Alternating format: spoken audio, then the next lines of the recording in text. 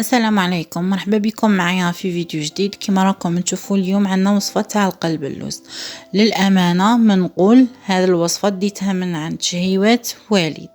نمروا مع بعض المقادير وطريقة التحضير. كأول مرحلة لهنا البنات نسبقوا في الشربات باش نخلوها تبرد.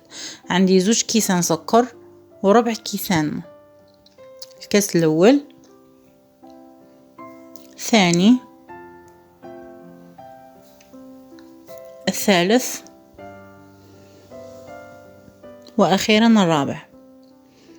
نحطوها فوق النار تغلي، غير تغلي نحسبوا 10 دقائق ونطفو ونضيفوا الكاس تاع المزهر.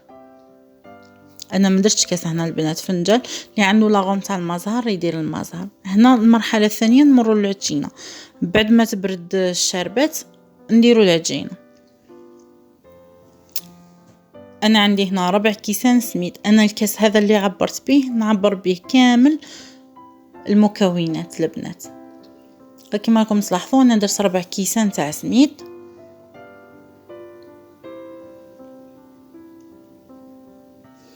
عندي هنا قرصه ملح، قرصه مليحه تاع الملح. عندي ملعقه صغيره لافاني.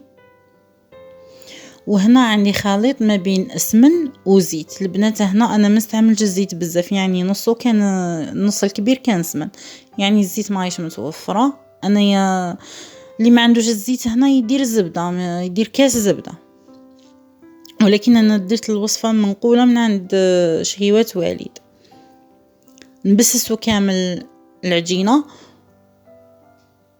وهنا عندي السكر انا ما درتوش مع السميد البنات، انا ضفتو في هنا في طاس تاع الميكسور باش نميكسيه مليح. وزدت له نص كاس مزهر ونص كاس ماء. هنا الميكسور حتى يولي عندنا سيرو البنات. انا هنا سرحت الفيديو باش ما يجيكمش طويل. ونضيفوه للخليط تاع السميد. هذا قلب اللوز اكسبريس، ما راهش حيريح بزاف. حوالي ساعة نعرفوا قلب اللوز، يعني يبات ليلة كاملة القلب اللوز الوصفة الأصلية باش يذوب لنا السكر. هنا سهلنا على رواحنا. الشربة طابت، ضفت لها المزهر، دهنت هنايا السنيوة. هنا البنات دهنوها بالزيت فقط، انا دهنتها بسمن شويه لصقلي القلب اللوز، ولكن دهنوها بالزيت فقط. ندير العجينه تاعي. هو الامانه داروا محشي بالبندق، انا درتو ماشي محشي، ما توفروش عندي المكونات. اللي عندها لوز في الدار دير. انا سويت كامل السطح تاعو. وهنا نبدا بلا كوبات شاي، ما نقسمش حتى لتحت البنات، غير من الفوق كما راكم تشوفوا معايا.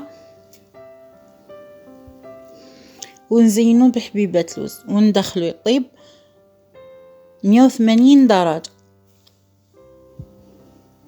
هنا حتى يتحمر من التحت نعاودو نشعلولو من الفوق البنات. كما تعرفوا قلب اللوز يطيب من التحت ومن بعد يعاود يطيب من الفوق. كي تشوفوا الجوانب تحمروا شعلولو